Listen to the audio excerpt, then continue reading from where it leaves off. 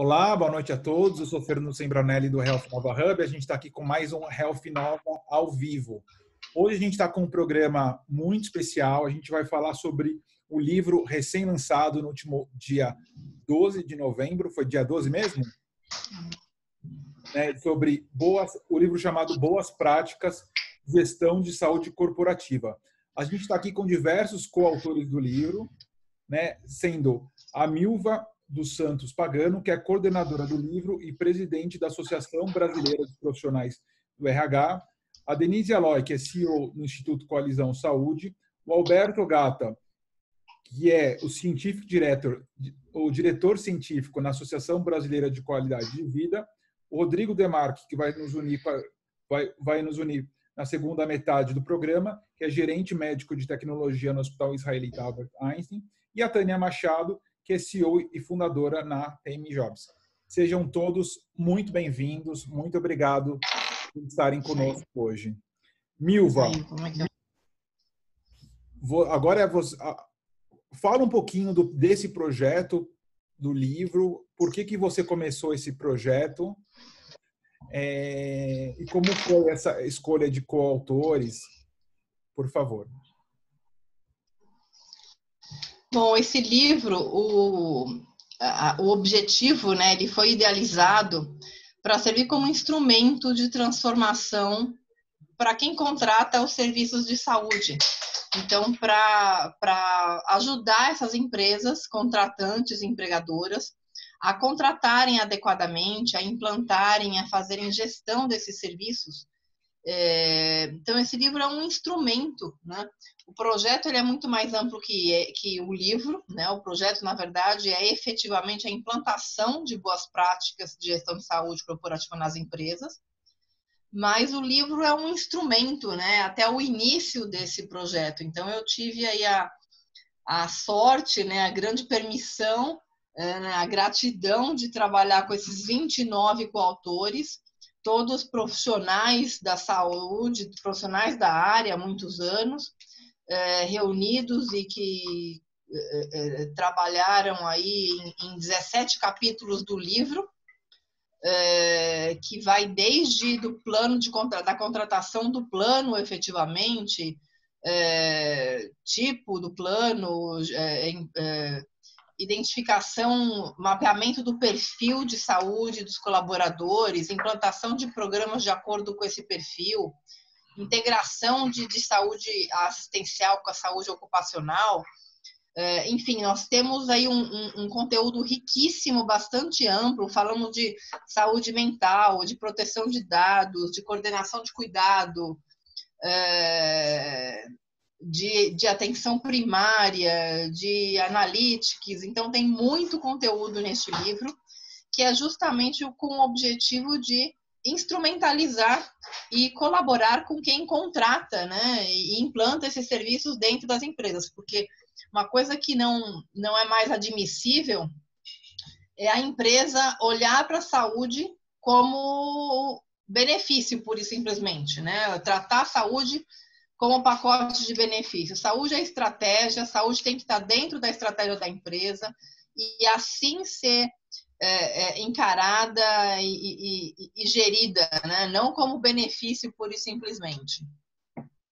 Excelente, acho que é um tema cada vez mais estratégico, e não só estratégico, como urgente nas organizações de saúde. Passar a palavra para a Tânia, para ela poder compartilhar um pouco da contribuição dela no livro. Obrigada pelo convite, Fernando, prazer estar aqui com você. É uma honra para nós todos participar dessa iniciativa que a Milva e a BPRH nos idealizou, Então, o livro, no nosso capítulo, eu falo de educação corporativa, Então, a gente fala como os RHs hoje, cada vez mais, precisam estar envolvidos e engajados na educação, Treinar, capacitar, educar mesmo a população, a sua população, para promoção e prevenção em saúde. Então, no capítulo que eu dividi com o Elmer, que é médico, medicina do trabalho, a gente ressalta muito essa importância de como é que os RHs precisam se engajar e se envolver porque a gente vive um caos, né, no ambiente de trabalho, estresse, depressão, tem a questão de desemprego, uma série de causas, né, reais e que impactam no absenteísmo, né? As pessoas estão ficando mais adoecidas, tirando mais assistência médica, usando mais assistência médica para isso, com mais afastamento, com mais licença. E aí todo mundo está, de fato, preocupado com isso. E nos eventos que a gente tem realizado, o próprio Ogata nos apresentou o grupo de estudos da CNI, e a gente começou a trazer esses contratantes, né, que são empresas que já estão aderindo a programas e projetos para cuidar da sua população. Então, é extremamente importante, a gente diz isso no capítulo e a gente agradece o seu espaço aqui, que é para dizer que já é possível fazer isso. Então, tem empresas já usando programas, processos em gestão e educação para a população, para minimizar esse risco grande, né, de adoecer. Então, o que a gente tem discutido é tratar a saúde e como a gente pode fazer um trabalho bacana de promoção e prevenção junto a esses RHs e as empresas. E no livro a gente cita alguns casos, mas tem inúmeras empresas que hoje têm dados reais de como elas foram super felizes em trabalhar dessa forma, né? A gente cita no livro a Unilever, né, que é um grande case no mundo, que faz uma gestão fantástica da sua população e o quanto ela reduziu de absenteísmo e entre outras coisas. E está todo mundo olhando isso, né, Fernando? Porque depois da folha de pagamento, o que mais onera, né, os empresários é a questão de saúde, né, plano de saúde e as pessoas adoecendo. Então, esse livro, de fato, ele é extremamente importante para todos os gestores e RHs do Brasil inteiro. E esse teu canal aqui nos propicia poder expandir essa conversa, esse diálogo para todo mundo. Excelente, Tânia. Realmente é um tema emergente e urgente, né? Que está ganhando cada vez mais espaço e realmente a gente estava debatendo antes como precisa de literatura qualificada, né? E de um debate qualificado. Passo a palavra para a Denise Eloy. Começar agradecendo também o convite, é uma honra, tenho acompanhado aí seu trabalho, parabéns pelo trabalho que tem feito nesse canal. Também foi uma grande honra compartilhar desse projeto com um time tão qualificado como o time de coautores desse livro. Eu até citei em outra oportunidade que são pessoas extremamente comprometidas com essa matéria e com este tema há alguns anos, pessoas técnicos, especialistas que estão empenhados aí a oferecer nessa obra também, aqui, de uma forma muito objetiva, de uma forma concisa, o que tem de melhor aí nesses temas que já foram elencados aí pela Milva e alguns citados pela Tânia. Tive o prazer de compartilhar o capítulo com a Samara Eloy. Fernando, na nossa abordagem foi geração de valor em saúde. A gente aí traz não é só aqueles conceitos que a gente tem aí uma literatura vasta que trata dessa matéria, né, como Porter, onde já avalia valor em saúde como a entrega de mais qualidade com menos custo, né? Nós ampliamos esse conceito também para incorporar a experiência do paciente e na nossa abordagem nós buscamos trazer essa discussão de valor em saúde na perspectiva da saúde corporativa. Então, trazendo a saúde como uma estratégia de valor na organização. Né? A Milva já iniciou falando sobre a questão de ser o segundo maior custo das empresas, né? E a gente traz sempre essa questão, né?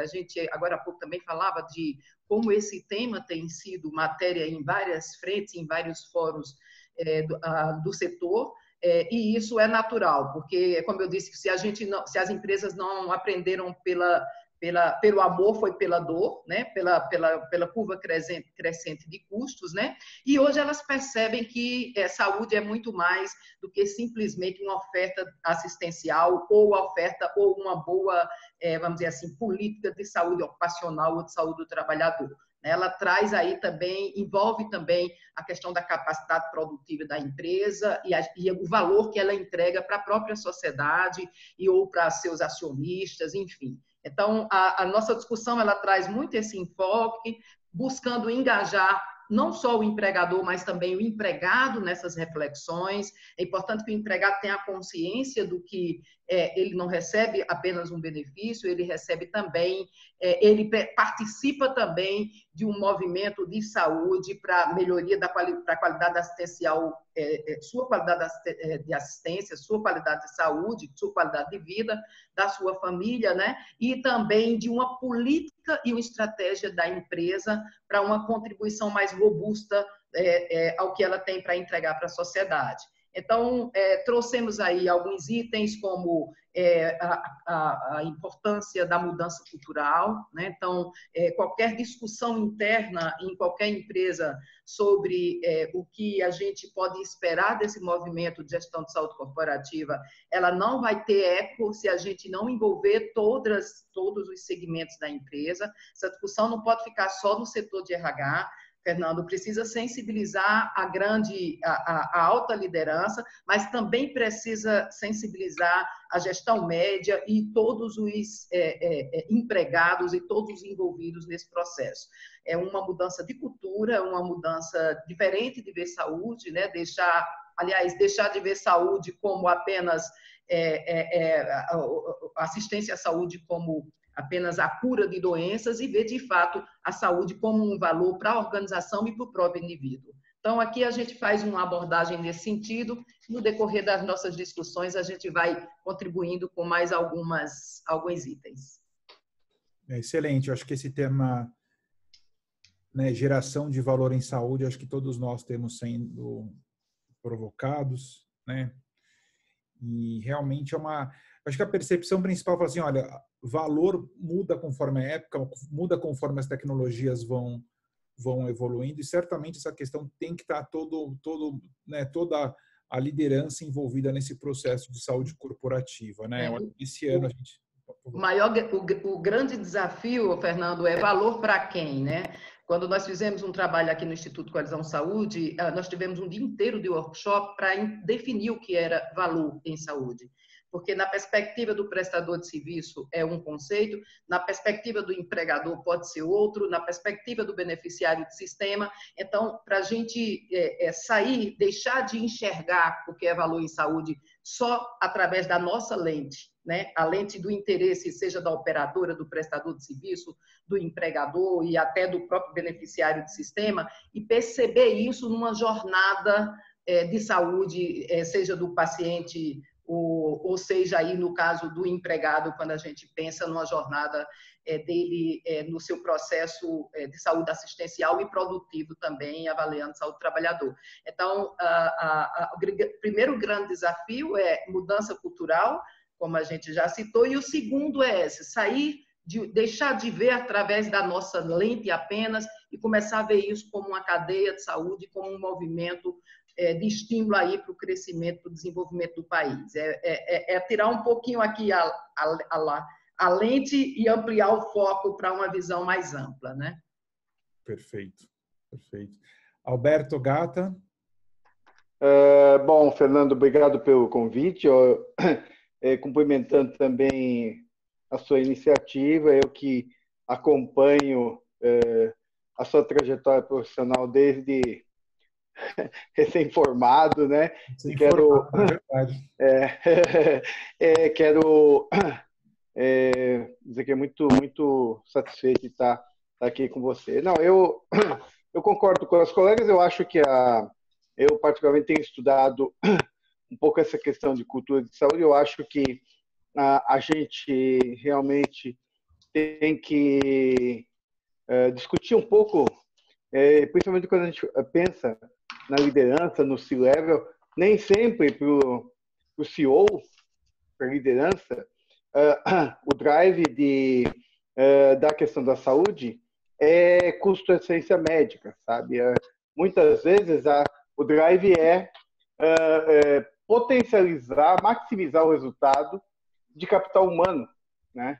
Então, acho que essa discussão ela tem que ir além do custo assistencial, né? Ela tem que permear a busca de maximizar o resultado de capital humano e fazer, incluir isso na contabilidade. A gente vê essas iniciativas tipo 6 capitais, modelos de cultura de saúde, onde capital humano ele tem valor em si, né? Eu estava vendo o Nubank aqui em São Paulo, ele tem pessoas de 20 nacionalidades trabalhando.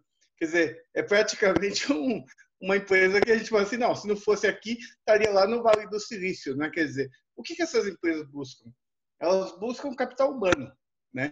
Então, acho que um jeito da gente caminhar é não só usar o drive do custo, né? Mas o drive de que pessoas saudáveis, elas são mais produtivas, elas são mais criativas, elas trazem mais resultado. Então, o drive da produtividade, do capital humano, é um drive que tem que estar junto, né? E não só o drive do retrovisor, que é quanto custa a fatura, né? Que é um vício também da área ocupacional, que usa o drive do custo do afastamento. Eu acho que a gente agora está no movimento de ir para frente. Olha, a gente precisa ter gente produzindo cada vez mais, ter gente que seja criativa, ter gente que venda bem, gente que atenda bem o cliente, né? Então, eu acho que, claro que custo é um grande desafio, né? Eu estava semana passada na Austrália, e a Austrália, você vê, as empresas não gastam. Lá está Rio Tinto, a grande concorrente da Vale. E lá Rio Tinto não gasta nada com saúde, porque tem um sistema público de qualidade. Então, você vê, é 12% da folha em que a empresa gasta em outras coisas. Então, o caminho também passa da gente fortalecer o sistema público, porque a gente não pode esquecer que boa parte das empresas, principalmente pequenas e médias, não oferece plano de saúde, né? Então, ter pessoas mais saudáveis, RH mais saudável, não passa só em melhorar a saúde suplementar, porque a maioria das empresas não oferece plano de saúde para os seus empregados, né? Então, eu queria só trazer esses olhares também, porque senão a gente fica achando que toda empresa oferece plano de saúde e que todo CEO, todo C-level perde o sono por causa do custo do plano de saúde. O que as pesquisas recentes têm mostrado que para muita empresa o custo do plano de saúde não é o principal driver em saúde quando a gente pensa no CEO, no C-level. Essa colocação do Ogata foi excelente, porque a gente fala muito, quando a gente fala em saúde corporativa, todo mundo pensa em plano de saúde, né? E, na verdade, vai muito, muito, muito além disso, né? Eu me surpreendi, assim, hoje à frente de uma associação, aí, como presidente da BPRH, né? Quando eu fui para essa associação há algo em torno de 7 anos, que era a APSA, nem era a BPRH, e fui eu que levei o tema de saúde, gestão de saúde corporativa, né? Não tinha, por incrível que pareça, uma associação que hoje tem 59 anos de mercado, na época tinha mais de 50 anos de mercado, e não tinha nenhum conteúdo sobre saúde. Então, eu fui justamente com o desafio de levar esse conteúdo, e foi impressionante, assim, muitas vezes, assim, eu conversava muito isso com o Ogata, parecia que tinha situações que eu estava falando grego, né? Porque muitas vezes a gente, na área da saúde, a gente está muito acostumado, né, com situações, terminologias, enfim, e que dentro das empresas eu percebia que na área de RH, aquilo era meio que grego. Então, nós temos que fazer todo um trabalho de conscientização, de educação, de trazer informação. Então, hoje, assim, o que a gente até estava conversando antes, né? Hoje eu vejo as pessoas falando muito em saúde corporativa, e virou um jargão para tudo, né?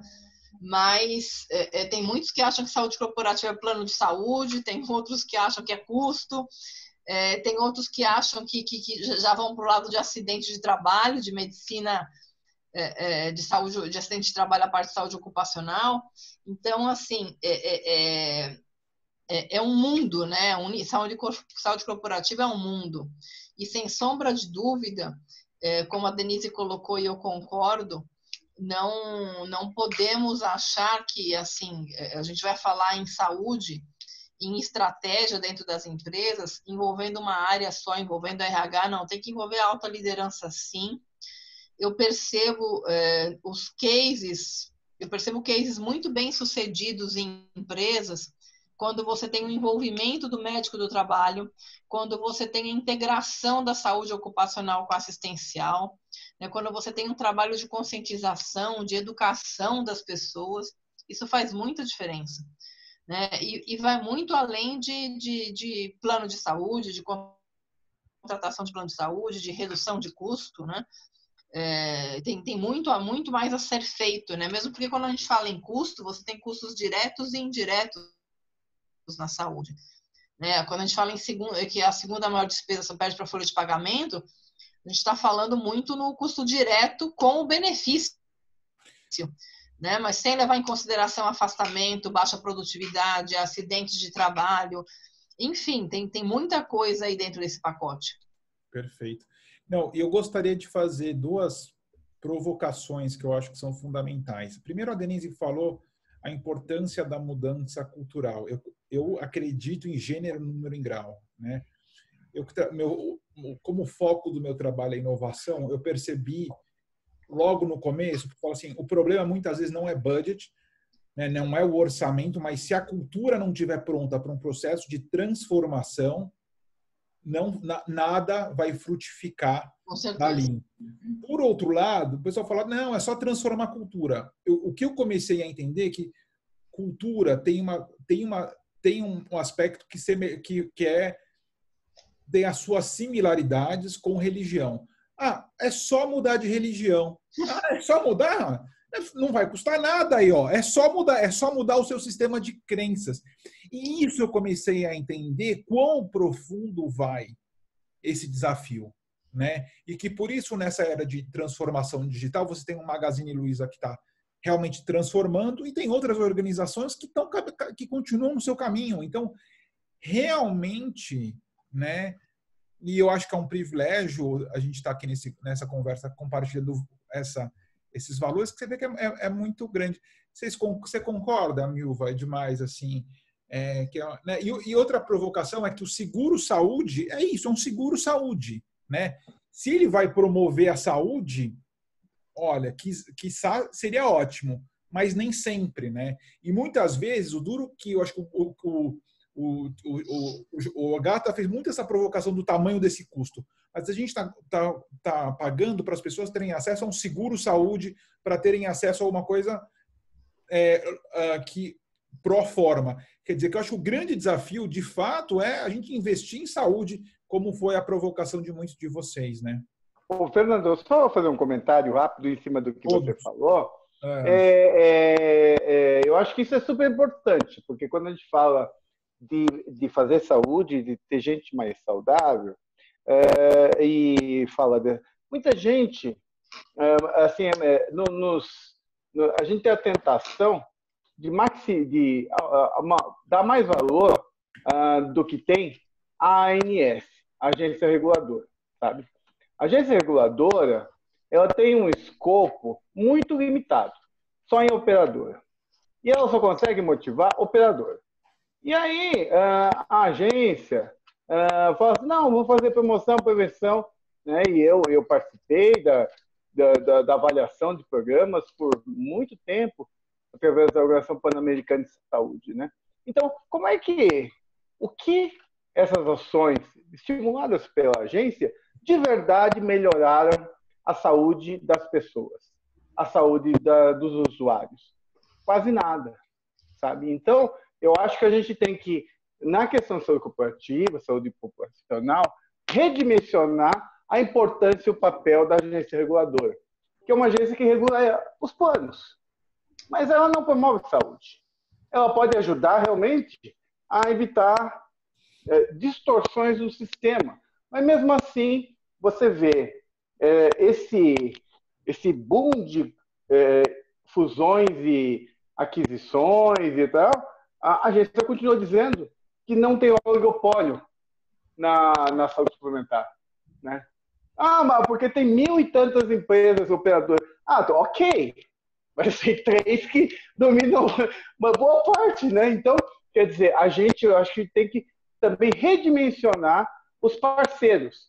Eu acho que a agência pode ser um parceiro, mas ele não é o mais importante, com certeza, quando a gente fala em saúde corporativa. Eu queria fazer 2 observações em relação à fala do Ogata. Primeiro, dizer que concordo com a sua consideração em relação à mudança de cultura, é algo muito mais amplo e, enfim, acho que todos os pontos que a gente abordar aqui vai estar vinculado a essa provocação que você fez.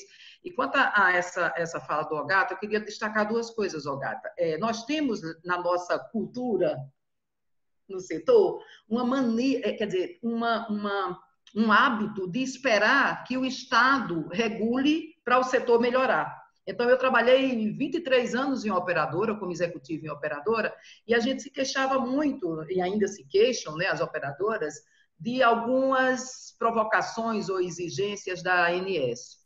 Eu penso que essas mudanças elas têm que acontecer a partir da maturidade do setor de saúde suplementar, quando a gente fala especialmente aí, por exemplo, na ANS. E não provocada pela ANS, porque a ANS não tem esse objetivo, né? Quando a gente vai na lei, o propósito dela, ela pode até ser indutora de mudança, mas ela não tem essa responsabilidade de promover saúde. Não existe essa afirmativa no texto legal, né? Ela está muito para regular, para proteger o consumidor e todas essas questões que vocês sabem. Então, primeiro, esperar que as mudanças que precisam ser feitas partam da agência é muita ingenuidade de quem se comporta dessa forma no setor. Tá? Sobre as mudanças, elas têm que participar, tem que ter um processo de autorregulação do próprio setor, no sentido de provocar essas mudanças.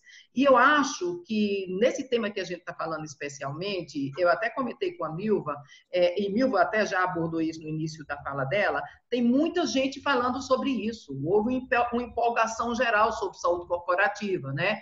Nós sabemos que, por exemplo, aqui, muitas pessoas que estão aqui nesse livro, elas já trabalham e já discutem esse tema há muito tempo. Mas de uns 2 anos para cá, algumas agendas foram trazidas, algumas até já citadas aqui, mas assim, numa provocação de mudança do próprio setor, né? Por necessidade do próprio setor. Agora a gente vê, por exemplo, algumas empresas, inclusive, trazendo uma estratégia de mudança de modelo de acesso ou de atenção para dentro de sua estrutura física, né? Como é o caso das propostas de atenção primária, que a gente pode até ter algumas críticas em relação à estruturação, e a gente pode falar sobre isso, da forma como está se estruturando dentro das organizações, mas é uma iniciativa e uma tentativa de mudança, uma provocação de mudança.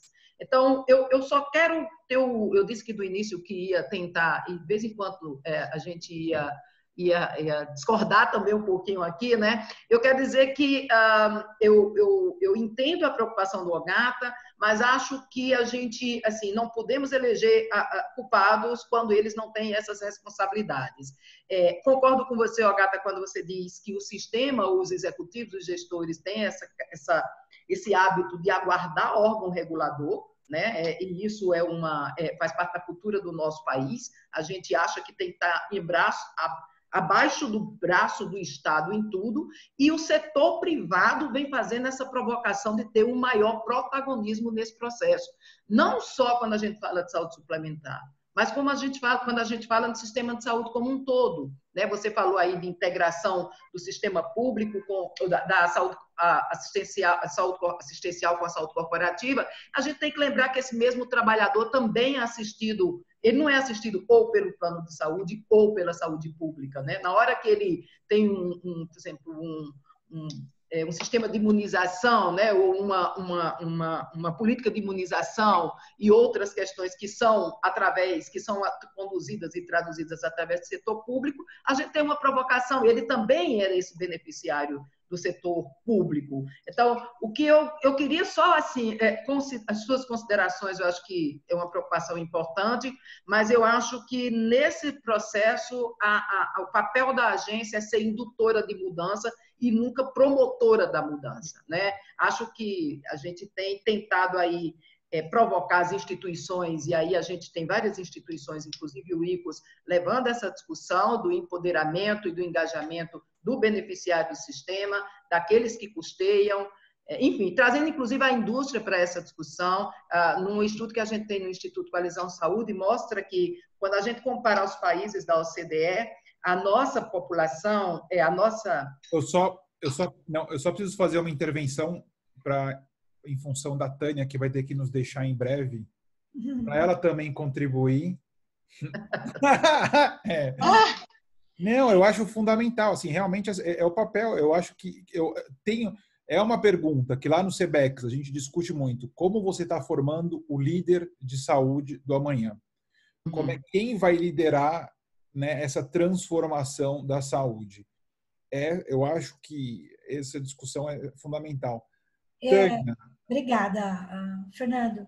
Eu concordo com o Ogata e com a Denise. Acho que as agências, as entidades, e a Milva foi muito feliz de reunir um grupo muito seleto de especialistas da área de saúde que já transitaram por várias áreas, tanto público quanto privado, né, Milva?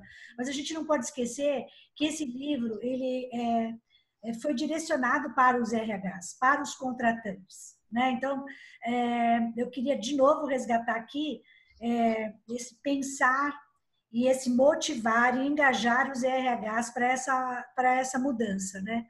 No livro, a gente, inclusive, menciona um documento elaborado pelo Fórum Econômico Mundial que orienta como as empresas podem incentivar as pessoas a adotarem atitudes mais saudáveis.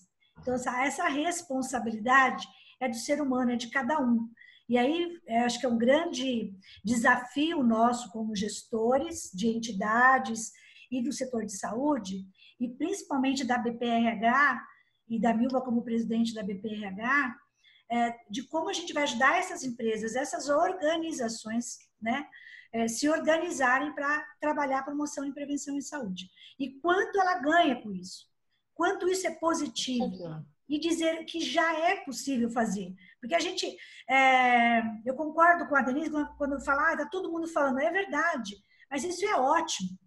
É a mesma coisa valor em saúde, está todo mundo falando de valor em saúde, e tem gente que fala para mim, agora é modismo. Mas é aí que é legal. Quando acontece esse modismo, vem essa onda positiva de interesse, de pessoas querendo mudar o cenário, mudar esse olhar, né, Denise, de olhar além do seu próprio umbigo, além da sua instituição. Como é que eu faço chegar isso lá na ponta? Né? Qual é o resultado que eu tenho disso? Então, eu tive uma oportunidade, ano passado, eu fiz um evento na Argentina, no hospital italiano, e eu conheci um cara fantástico. Vou passar o seu contato, inclusive, Fernando, para você chamar ele para conversar. Ele é o ministro da primeira infância do governo da província de Salta, de Buenos Aires, Argentina. Eles fazem um trabalho público, gestão pública. O que eles fazem? Gestão das grávidas. Então, antes desse indivíduo nascer, ele já está fazendo a gestão da saúde, fazendo um acompanhamento incrível. Eles têm um livro, têm dados, números. A gente trouxe esse ministro para o evento do CLAVES, do Congresso Latino-Americano de Valor em Saúde. E o bom dessas minhas andanças pelo nosso país e para fora é que a gente descobre essas coisas. Tem gente fazendo.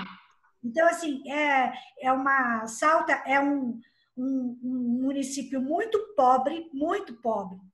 E aí, o que eles fazem é exatamente um trabalho incrível de prevenção dessas grávidas, para que elas não possam usar o sistema público de saúde deles, que é limitado. É limitado. Então, eles começam a fazer a gestão antes. Então, tem gente que sabe fazer, é possível fazer. E a minha mensagem, antes de eu ter que sair, eu peço desculpas, mas eu tinha outro compromisso, é que vocês leiam o livro. Leiam! Um livro. Quem comprar, a gente vai mandar autografado. Isso, é mais que uma cartilha para a alta direção, para os gestores, para a medicina do trabalho, para a saúde ocupacional e para os RHs. Né? Então, a gente está muito além da discussão de como fazer isso, é como a gente vai envolver essa alta liderança, esses RHs, para, de fato, seguir, né, em frente. E o livro, como eu falei, é uma cartilha. Sabe? Quem adquirir esse livro, todo RH tem que ter essa cartilha, todo gestor, né? Porque eu acho que a alta direção, como a Denise falou, tem que ter essa visão clara. Os CFOs das empresas, quando eles perceberem o quanto eles vão ganhar fazendo gestão da sua população, aí sim a gente consegue ter e obter resultados que, de fato, é o que nós todos aqui queremos, né? Tanto para as empresas, quanto para o colaborador, né? A gente tem visto aí muita gente com problema de saúde mental, tem pessoas no seu grupo que estão fazendo um belo trabalho para evitar, né, fazer esse monitoramento para que essas pessoas não adoeçam, né, Fernando? Eu tive o prazer de conhecer a Luciana Guimarães e outras pessoas do seu grupo, que tem um trabalho fantástico, e psicólogos, enfim, pessoas que estão engajadas para essa mudança, e que bom que a gente está nesse modismo de ter esse espaço para falar desse assunto tão importante, tão relevante, com um grupo de pessoas que a Milva conseguiu a dedo selecionar. E, de fato, eu sou muito feliz de fazer parte desse livro, mas tem muita gente capacitada ali que escreveu o como fazer. Então, é só adquirir o livro, participar dessas iniciativas, entender mais como é possível fazer, né, gestão, boas práticas de gestão de saúde corporativa, para que todo mundo ganhe. Porque se o empresário entender isso, a gente não vai ter que discutir com a ANS, com a operadora, nem com o governo. Né? Então, está mais na mão do contratante, né? Está mais na mão do empresário esse empoderamento de como fazer e vamos fazer, né, Milva? Do que a gente ficar discutindo a saúde suplementar, quem vai fazer isso ou não. Esse livro, ele retrata exatamente essa importância. E aproveitando o gancho aí da colocação da Tânia, antes que a Tânia nos deixe aí, mas tem uma questão que é fundamental, que eu sempre falo, assim, que eu venho falando há anos. Eu acho que a transformação do nosso sistema, ela se dá de fora para dentro. Motivada, provocada por quem contrata, por quem paga efetivamente, né? Por quem paga a conta nesse sistema, que são as empresas contratantes. Hoje, ainda olhando na ótica do plano de saúde, se você olhar a quantidade de beneficiários, a maior quantidade de beneficiários está concentrada em planos coletivos.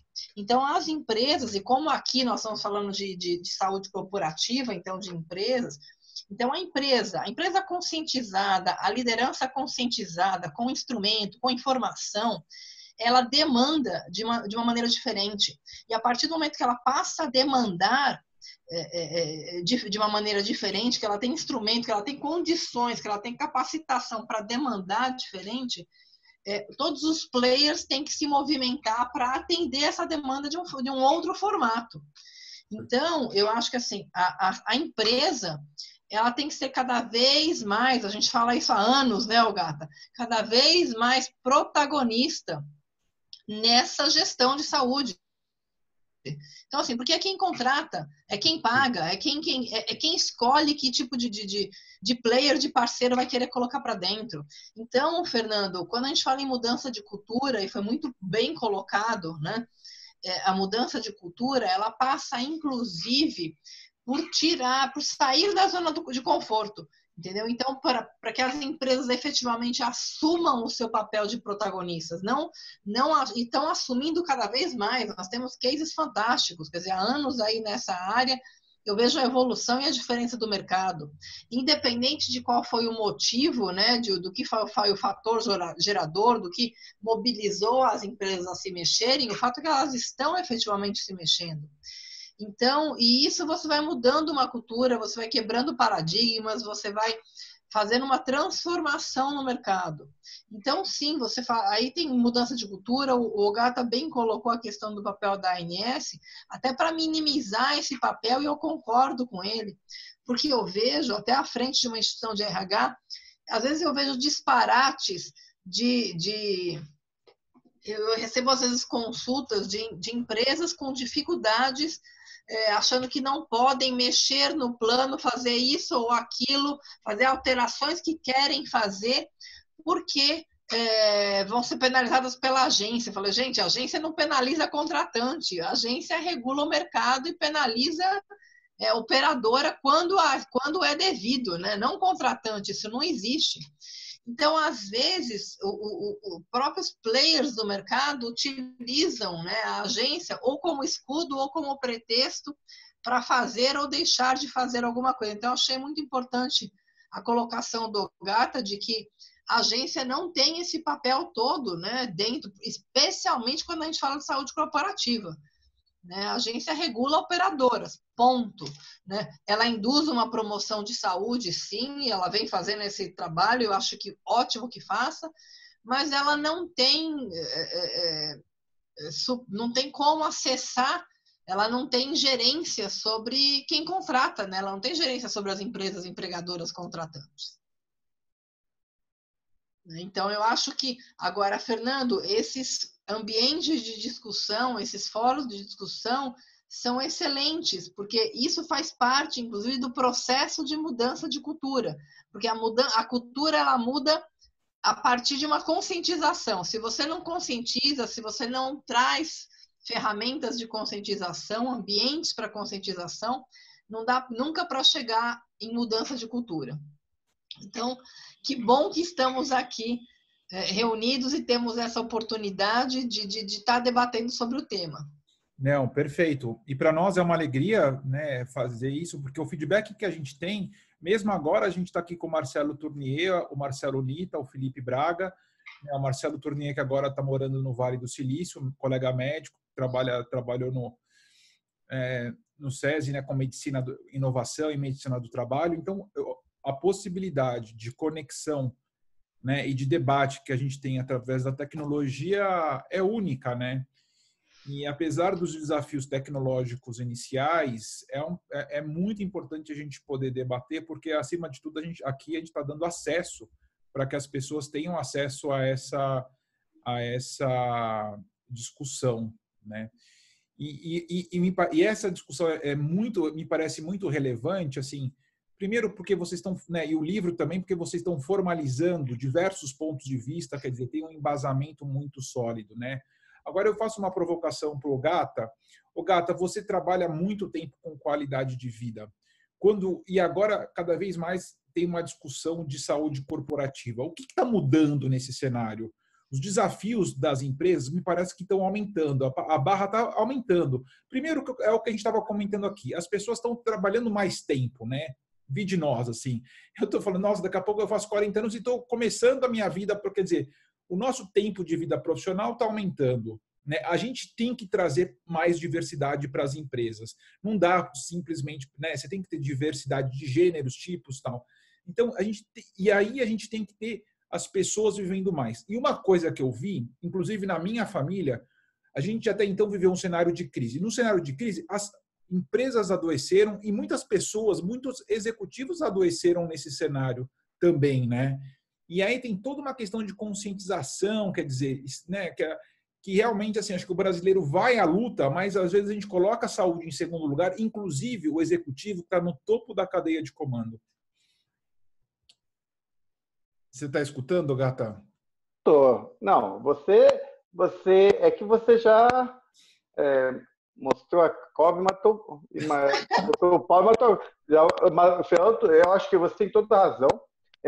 De novo, o que a gente está conversando, que essa questão da cultura de saúde, ela não passa pelo plano de saúde unicamente, né? Então, você falou aí, várias coisas que você falou, elas são determinantes sociais de saúde que passam, que são determinantes proximais de saúde que dependem do sistema de saúde, não é?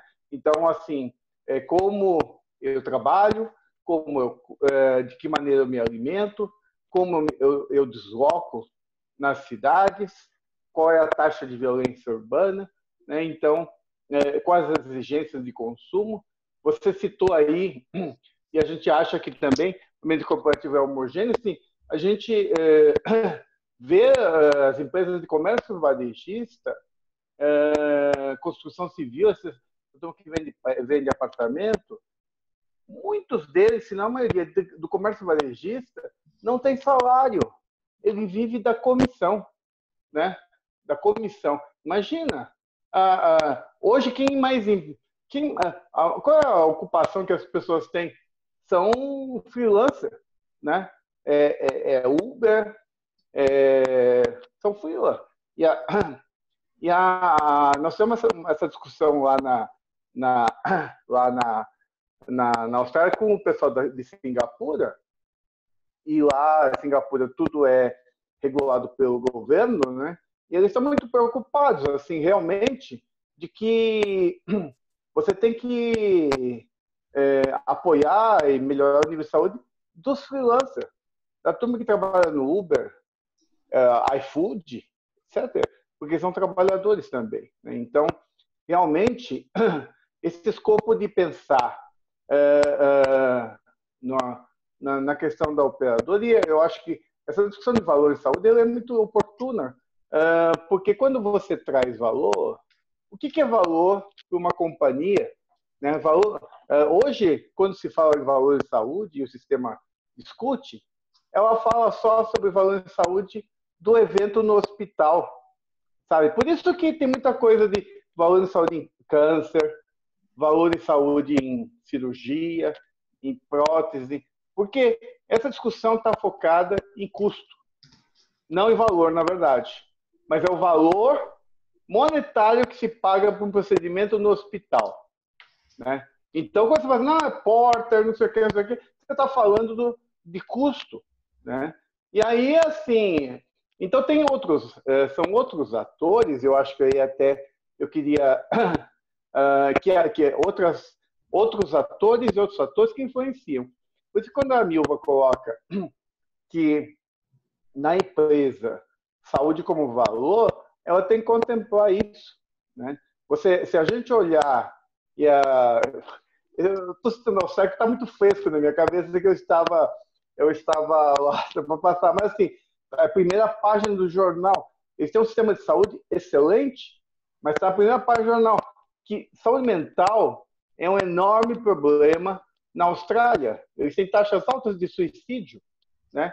Então, acesso à saúde, né? Um hospital legal, médico de família, não é suficiente, né? Por que as pessoas têm saúde mental no mundo inteiro, países ricos, né? Então, são coisas que realmente eu concordo com a Milva que a gente tem que colocar na agenda, né? Quando a gente fala em saúde. Porque o discurso da indústria da saúde é esse discurso circular em função dos custos do sistema. Então, a gente vai ver o custo do remédio, o custo da judicialização, o custo da incorporação. Por isso que a ANS passa a ser vista como tão importante. Mas, para a saúde das pessoas, a ANS não tem importância quase nenhuma, né? Então, a gente tem que colocar aí, né, os atores no lugar. Inclusive, eu queria devolver, se você pudesse, Fernando, dentro dessa discussão toda, eu queria ouvir, se fosse possível, como é que você acha que os médicos enxergam esse enrosco todo? Você que tem transitado muito com os colegas médicos. Sendo bem sintético, a minha conclusão é que sem educação não tem transformação. Assim, a gente está vivendo, Gata, e a gente se conhece, tenho o prazer de conhecer todos vocês há bastante tempo, mas realmente esse ano eu acho que é nítido como o ecossistema de saúde está mudando, né? A gente vive uma transformação, tem a discussão de valor, a gente tem um envelhecimento muito grande da população, você tem um enorme número de novos estudantes de medicina, né? Novas faculdades sendo abertas em todo o Brasil. E, na verdade, a gente está junto aí em vários grupos, em várias discussões. A questão é que, assim, eu estava pensando até hoje, antigamente você tinha que ter uma excelente formação, tinha que falar inglês, uma pós-graduação, para aí você estava bem sucedido na vida. Hoje em dia, né, e aí eu vou também abrir a palavra para o Marcelo Tournier, o que eu estava pensando, tem que ter uma excelente formação, tem que falar inglês, pós-graduação, tem que saber de data science, se souber de machine learning vai ser bom, se souber editar vídeo no YouTube vai ser ótimo, se for digital influencer ainda melhor. Quer dizer, o que a gente começa a ver, e aí tem um pouco um lado jocoso, mas tem um lado real, é que a gente vê uma migração de competências, né? Mesmo nesse grupo eu vejo excelentes habilidades de liderança, comunicação, intermediação de conflitos, argumentação. Aonde vocês aprenderam isso? E cada uma de vocês tem uma formação distinta, assim como quem está nos assistindo. E isso é uma coisa... então, assim, o que eu vejo é que a gente começa a ter uma demanda por novas habilidades médicas, né? Em diferentes habilidades, diferentes setores. Isso está gerando um conflito, mas as portas vão estar, as portas de oportunidade estão se abrindo para quem está adquirindo novas habilidades, né? Mesmo para mim, fazer esse webinar com vocês foi uma habilidade. Quer dizer, a gente já fez muitos para chegar nesse nível, realmente entender que a gente está gerando valor e a gente vai conseguir entregar valor através dessa discussão, né? Então, eu só queria botar uma pimentinha antes de você passar a palavra para ele, que eu queria que a gente ampliasse essa avaliação, não só na perspectiva da formação e do conhecimento médico. Porque quando a gente discute valor em saúde, jornada do paciente, a gente está falando, claro, o médico é o grande regente dessa orquestra, mas a gente tem todos os profissionais, todos aqueles que constroem, que fazem saúde nesse país, uma equipe multidisciplinar, quando a gente fala no caráter e da formação mais técnica. Quando a gente discute saúde corporativa, a gente sempre tem isso é cultural também, o olhar do médico do trabalhador, mas a gente tem acompanhado grandes estratégias de sucesso em muitas empresas, lideradas aí pelo enfermeiro do trabalhador, que tem um papel determinante nesse processo. Então, eu queria, está muito gostosa a conversa em relação às novas competências, às flexibilidades que esse novo profissional traz, mas eu queria ouvir um pouquinho disso, claro, na perspectiva da formação médica, mas também ampliando para outros profissionais de saúde. É um desafio. Eu acho que o processo. Esse é um desafio. Qual que é a sua colocação, Milva, ou provocação?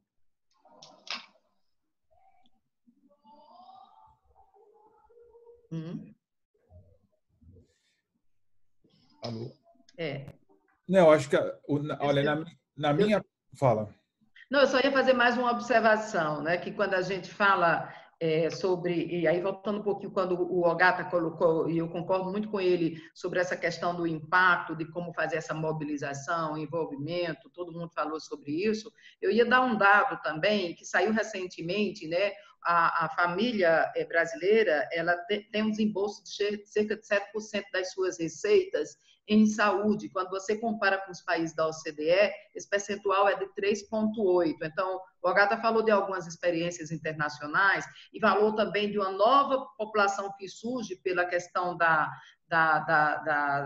vamos dizer assim, da informalidade, né? A gente está saindo um pouco desse modelo do vínculo empregatício que caracteriza os planos coletivos. E aí, quando a gente faz essa discussão, é importante a gente ver também o cidadão como grande financiador desse processo e não apenas as empresas, né? Então, essa discussão ela tem que ser mais ampla do que... tem que ir além dos muros das corporações. Era isso que eu queria também... Não, perfeito. Não,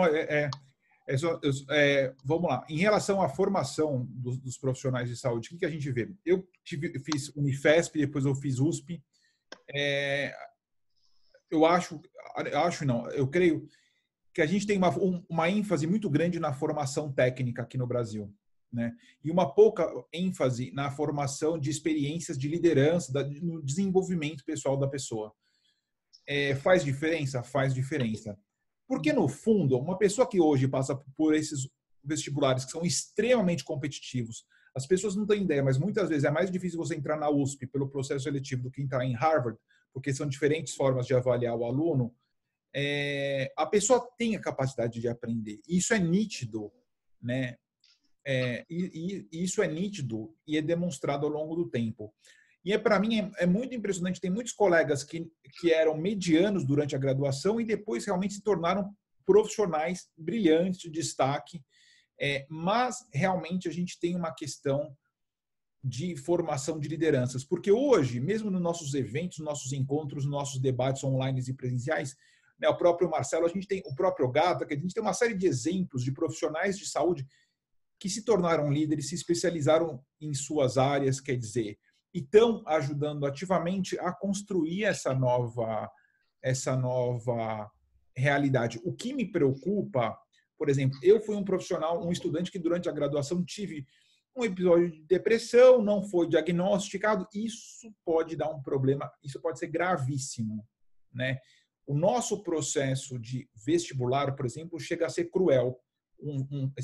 Eu fiquei, por exemplo, 2 anos em cursinho, mais um terceiro colegial, onde o seu valor é medido se você passa ou não, né? Fernando, só uma coisinha. Por favor. Rapidinho. Não demais, não era para mim falar. É que eu tenho um call internacional agora, uma reuniãozinha. Não, tranquilo. Eu agendei, mas eu quero, só para encerrar minha parte, agradecer muito aí o convite e estou à disposição. Acho que realmente o tema é super amplo, né? A gente abriu várias frentes, mas eu gostaria muito de ouvir o Marcel Tournier. Eu assisti a formatura dele à distância no mestrado e fiquei assim, pensando super orgulhoso, porque um brasileiro médico estudando gestão de saúde recebeu o diploma com distinção. Mostra que quando a gente se envolve, se compromete, a gente consegue avançar bastante, né? Então, mas eu quero agradecer o convite, quero cumprimentar a Milva e agradecer pelo convite também para contribuir um pouco com o livro, e a minha amiga Denise. E eu estou à disposição para outras conversas, tá bom? Muito obrigado, Fernando. Excelente. Obrigado, Alberto Gata. Foi excepcional pelo Gata. conosco. Milva, e assim, de tudo que você, né, de toda essa provocação que você começou, eu acho que o livro já é uma etapa de um projeto longo, né? Qual que é essa perspectiva desse projeto? Quais são os próximos passos para continuar debatendo saúde corporativa? E aonde as pessoas podem adquirir o livro? É sempre importante também, né? A gente tem, primeiro o livro está disponível nas livrarias aí do país. Também tá no Amazon, vamos lá, online. Pela internet, eu vou aqui. Perfeito. Vamos falar online, onde as pessoas vão. O Felipe Braga, a Jane Curto, o Marcelo. Também tem um link aí de acesso. Oi, tá falhando um pouco. Também tem aí um link de acesso para adquirir o livro, eu vou passar, mas tem aí como adquirir, sim. Temos uma agenda extensa, né? Como eu falei, o livro é o início aí de um grande projeto. Nosso objetivo é efetivamente implantar boas práticas de gestão de saúde corporativa nas empresas, não que não já existam, né? Óbvio que existem excelentes práticas implantadas. Eu acho que tem aí implantar naquelas que ainda não têm, ampliar e divulgar aquelas que já têm, né? Então, tem um trabalho agora, quer dizer, pós-lançamento do livro, que é um trabalho muito de conteúdo, de eventos em company, discussões em company, né? Temos agora, no dia 5 de dezembro, o lançamento desse livro no Rio de Janeiro. No início do ano vamos ter em Salvador, então estamos fazendo uma agenda em outros estados. Alguns trabalhos em company também. Vamos, no dia 6, fazer um evento dentro do Transmontano, do Hospital Transmontano, que foi nosso patrocinador, que vai fazer um evento para os convidados deles. Fora isso, assim, os próximos passos, né, além de eventos de conteúdo, de debate, de estar fomentando esse debate, essa discussão, né, aos quatro ventos aí, de todas as formas possíveis.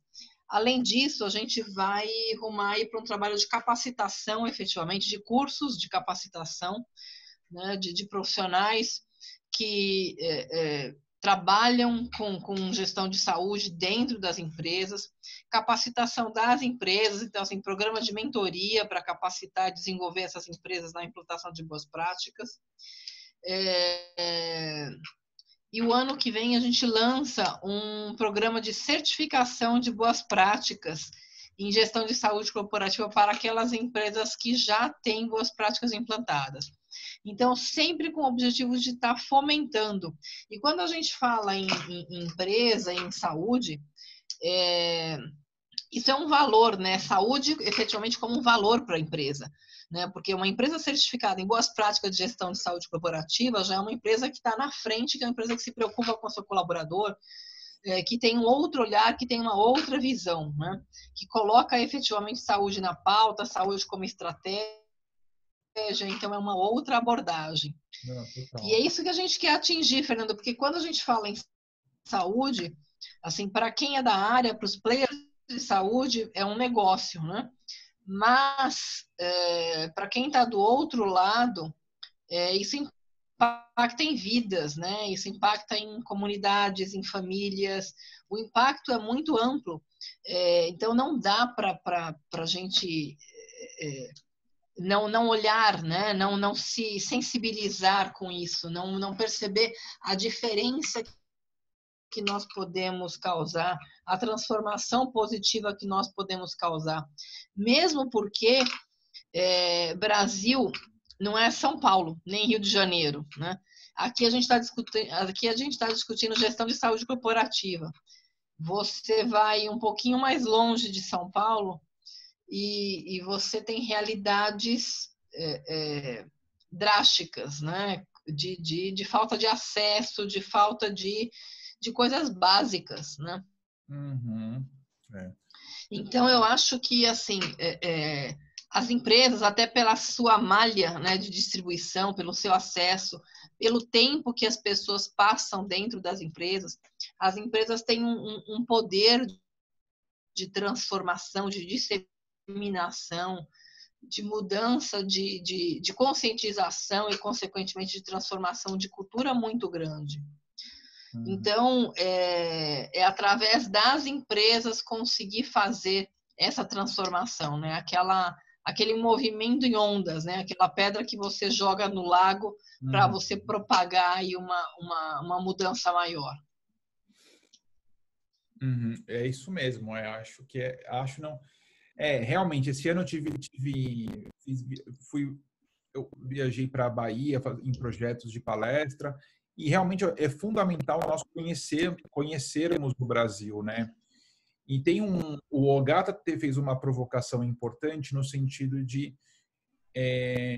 hoje você ter acesso à melhor saúde não necessariamente é você ter acesso ao hospital de grife, né? Ou ao plano de saúde de grife. Exatamente. Faz toda a diferença. Eu estava aqui pensando, né, toda essa conversa, falei, já mandei mensagem para minha fisioterapeuta, esposa do Dr. Abrão, que eu falei, cara, tem que fazer essa fisioterapia. E isso, assim, o grande desafio que eu vejo no final do dia, todas essas discussões, estar envolvido numa comunidade de inovação em saúde, essa discussão proativa no sentido de quais hábitos eu vou mudar e quais hábitos eu vou conseguir mudar. Exatamente. Vive muito empoderamento, né? E com isso eu vou passar a palavra para o meu colega médico, empreendedor, inovador, Marcelo Tournier, diretamente do Vale do Silício, sobre alguns comentários sobre medicina do trabalho, sobre saúde corporativa na era do data science e o que você tem visto aí nos Estados Unidos. Ô, Fernando, antes de mais nada aí, queria dizer que você é fogo, hein, cara? Você joga a gente na berlinda, assim, avisa na hora, assim, né? Eu tava sentado dentro da... Primeiro que eu nem me vesti apropriadamente, tô com roupa de startupeiro hoje, já né, cara? Tá como fala? O Bill Gates, aí, ó, já tá um empreendedor californiano. Mas se apresenta, se contextualiza aí. Legal, sim, sim. Eu queria agradecer aí por você aí, falar que o Ogata aí é um cara que aumenta muito aí demais aí nas coisas aí, né? Me deixou numa berlinda danada aí depois de falar essa coisa arada aí de mim. Metade aí, acho que nem 20% é verdade isso aí, sei lá. E eu sou médico de formação, né? Trabalhei 10 anos junto ao Sistema Indústria na área de saúde corporativa e geração de saúde baseada em valor, gestão de saúde populacional, são coisas que, para mim, estão no DNA, né? Tive experiência de interagir um pouquinho com a Milva, acho que um pouquinho com a Denise também, lá no SESI, lá de Santa Catarina, e também no SESI Nacional. E aproveitei essa questão toda e comecei a olhar, né, para onde que isso estava caminhando, para a questão de dados e de informação, né, e o que hoje a questão de dados e informação ela é tão importante dentro de gestão de população, dentro de saúde baseada em valor e principalmente na questão que a gente sempre tem, né, cara, olha, será que é possível a gente prevenir um desfecho muito antes dele acontecer, né, tentando predizê-lo? Essa é a primeira pergunta que eu sempre tive, né? Quando a gente olhava para dados de saúde populacional numa escala tão grande, quando a gente estava observando lá e que ainda observa, né, aqui. E segundo, que ferramentas, que tecnologias que a gente consegue usar para isso, né?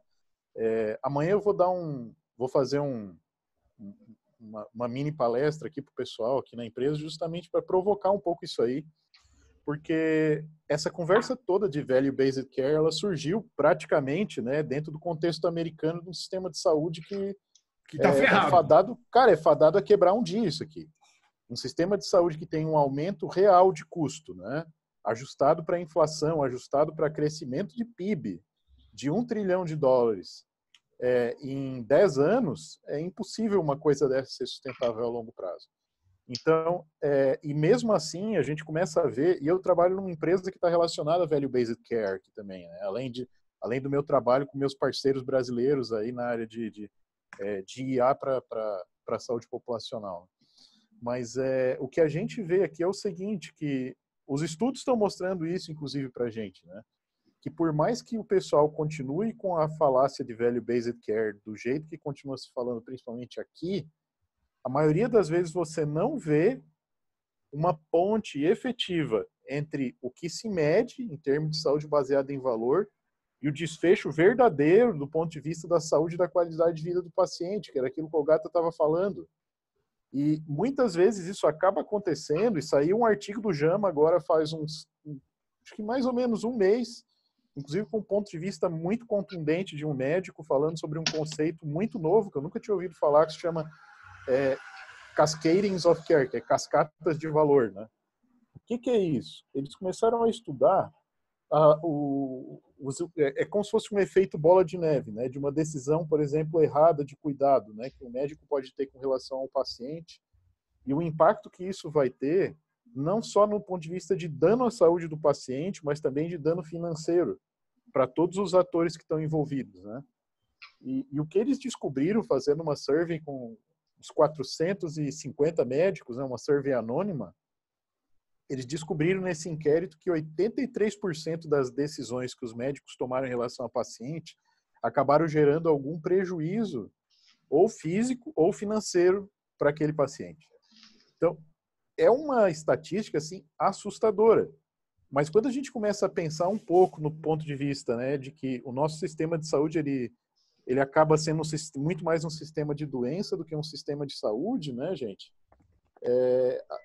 Esse número, eu acredito que esse número ele não esteja muito diferente da nossa realidade.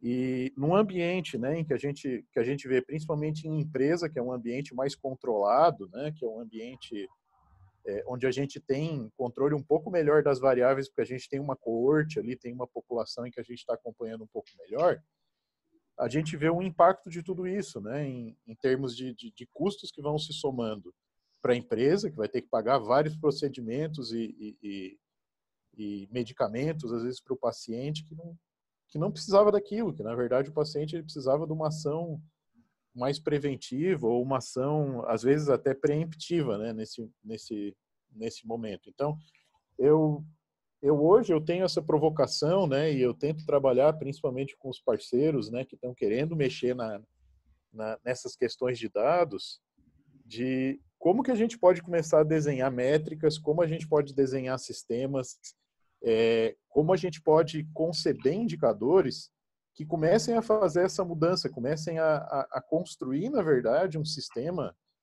que ajude as pessoas para que elas continuem saudáveis, ao invés de ficar predizendo doença para tentar identificar, reduzir custo, né? Mas tentar identificar também quais são os bons drivers, né? Quais são os bons indicadores. Então, assim, resumindo aí, essa é a grande preocupação e eu acho que um grande desafio que eu acabei assumindo, né, do ponto de vista de propósito de vida, de carreira, é ajudar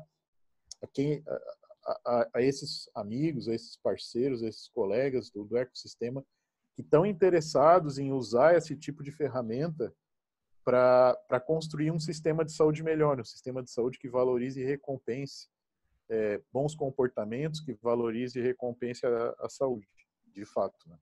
Perfeito. Muito obrigado. Excelente. Né? Pessoal que está nos assistindo, a gente está terminando já, mas a gente está com o Felipe, Jane, Urti, Thaís Lima, se vocês tiverem alguma questão, mandem para nossas perguntas. Denise, eu acho que para você, para a Milva e para todos nós não vai faltar trabalho, né? Acho que esse projeto realmente é uma semente muito positiva, né? Para uma discussão que é fundamental, é estratégica, é urgente, né? E eu acho que o Marcelo trouxe aí uma provocação interessante, né? Da importância de outras estratégias que possam consolidar essas mudanças de uma forma mais efetiva. E aí a gente tem a saúde digital aí com bastante expressão, né? A própria inovação, enfim, a gente não tem como pensar hoje nessa transformação da saúde sem estar envolvendo naturalmente essas questões que ele colocou importantíssimas. Eu só colocaria assim também mais uma observação, que seria a questão da gente não segmentar essas iniciativas no ambiente corporativo e do ambiente, vamos dizer assim, do sistema como um todo em si, né? Eu falo isso porque represento aqui o Instituto Coalizão Saúde, que tem a participação de todos os players da cadeia produtiva de saúde. A gente vem buscando, já discutindo esse tema, Marcela, aí pelo menos uns 3 ou 4 anos, e a gente passa agora num momento, sai um pouco do momento de discutir conceitos e discutir possibilidades para discutir casos concretos. Então, acho que iniciativas e estudos como este que você trouxe, onde destaca a importância da gente estar debruçado também nas questões de eficiência do sistema, isso também traz um impacto importante aí em qualquer construção que a gente traga no setor de saúde, né? Especialmente aí quando a gente fala de saúde corporativa, a gente não pode prescindir também que essas empresas, que essas corporações invistam nessa questão da organização das informações de saúde, né? A gente vive num país que ainda discute aí um repositório mínimo de dados, quando o mundo inteiro já está discutindo, e aí eu falo dos grandes centros, né, Fernando? A gente conhece aí experiências que já têm previsibilidade de doenças, enfim, a gente está falando aqui às vezes até de instituições de saúde que sequer têm uma estrutura tecnológica que suporte o dado, vamos dizer assim, básico do processo. Então, essa discussão e essas experiências de fora, elas têm que servir também de estímulo para essas mudanças, e a cadeia produtiva como um todo tem que estar envolvido nessas questões, né? No processo de colaboração importante, né? Não, e eu gostaria de fazer uma colocação que eu acho que nesse sentido, né, o seu papel de todos os presentes, né? Eu acho que uma coisa é você falar sobre esse assunto exatamente no grande centro. A hora que a gente vai para o Brasil, saber debater esse conceito, saber ouvir o controverso, né, e poder argumentar e, de fato, construir é fundamental. Com certeza. O que eu entendo é que, por exemplo, esse livro, mesmo aqui, é um começo de um ponto para um diálogo estruturado. Isso é fundamental. Muito bom. Porque realmente, assim, né, a gente tem parceiros, clientes de Belém, de Recife, de Natal. O que eles nos relatam é a carência. Às vezes, né, aqui, se aqui em São Paulo a gente tem o privilégio de ter, às vezes, eventos toda semana, às vezes mais de um por semana, porque é a nossa realidade, né? Em muitos lugares do Brasil não tem. Por favor. Não, eu só ia fazer uma observação rapidinho, Fernando. Na primeira publicação do Instituto, eu acho que tem uma página lá que, se só tivesse ela, eu já estava satisfeita, que traz um pouco essa sua preocupação. Você respeitar o nível de maturidade de cada um dos players nesse processo de construção. O importante é começar e dar o primeiro passo, participar da mudança.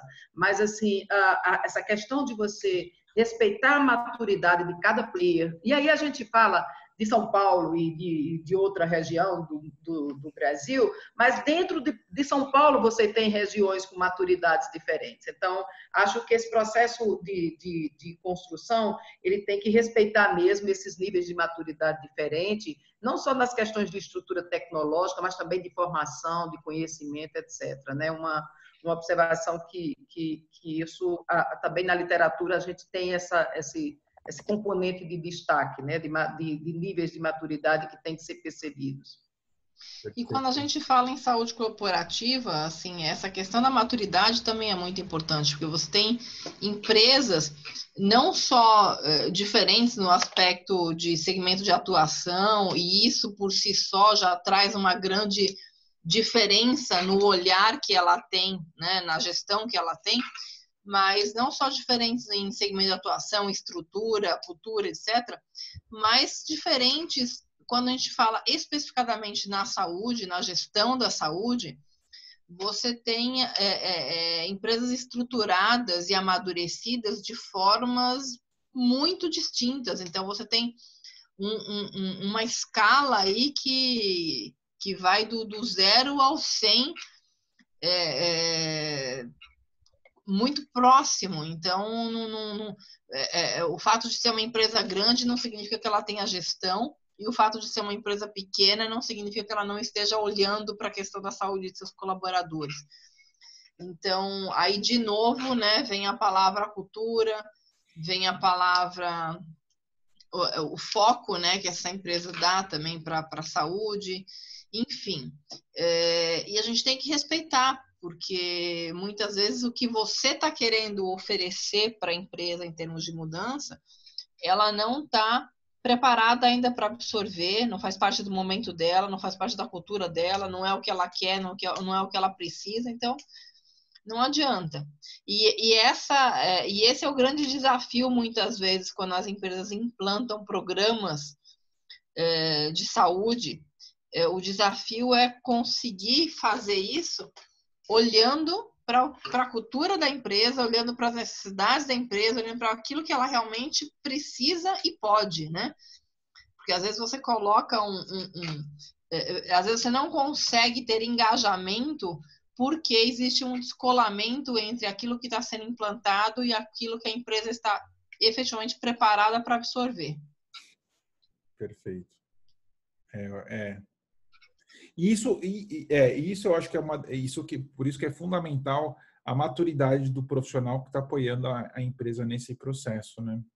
Sem dúvida. Porque não adianta você só... É aquela coisa, não adianta só saber a terapêutica, é saber se aquela terapêutica, como vai ser administrada, né, para ter efeito. Isso é uma coisa que, quando a gente começou a trabalhar com aceleração, com startup, eu falei, tudo bem, eu tinha o contratante que me pagava, mas naquele momento eu não conseguia dialogar dentro da empresa para gerar uma transformação. Eu falei, mas cara, não é isso que eu quero, né? Que transformação que eu estou gerando dentro da empresa? Nenhuma, né? E aí eu entendi que isso sim é maturidade, né? Assim, isso está ligado a gerar valor, né? De ser capaz de gerar essa transformação, assim. Com certeza. Eu tenho certeza que esse trabalho vai gerar muito valor, né? Milva, Denise, Alberto Gata, né, Rodrigo Demarque, todos os demais coautores do livro. A gente fica extremamente, Tânia, né, Tânia Machado, a gente fica extremamente honrado com essa conversa que a gente teve com vocês, foi extremamente produtiva. Agradeço a participação do Marcelo Tournier, da Thaís Lima, do Marcelo Nita, da Jane Kurt, que estão aqui com a gente, o Felipe Braga, e a todos os demais que vão assistir esse vídeo posteriormente. Né, certamente todos, uma boa parte, espero que todos comprem o livro, reflitam e convidem aí todos os coautores a darem palestras, seminários, workshops pelo Brasil e exterior. Muito obrigado. Obrigada, Fernando, pelo espaço, pela oportunidade. Tenho certeza que vai ser uma honra para os demais coautores participarem também em outras ocasiões. E muito obrigada. E conte conosco sempre. Forte abraço a todos. Muito obrigado. Um abraço. Obrigada. Muito obrigada. Ó, a Jane falou que obrigado, excelente, sucesso. Marcelo Tournier, quero ler. Vai comprar e não vale. Que legal. Felipe Braga, obrigado, parabéns a todos. Muito obrigado a todos vocês. Muito obrigada a todos. Eu vou te levar quando a gente for aí. Tchau, tchau. Também legal. Obrigada, Fernando. Foi super legal, foi super rico. Muito obrigada, viu? Vamos fazer outras vezes. Marcelo, a gente pode fazer um lançamento aí também, viu? É isso aí. Eu falo, já lança. Vamos lançar o livro lá. Opa, é isso aí. Excelente. Eu estou nessa também. Olhos grandes. Ótimo. Abração. Um abraço, muito obrigada. Obrigada, Sebranelli. Tchau.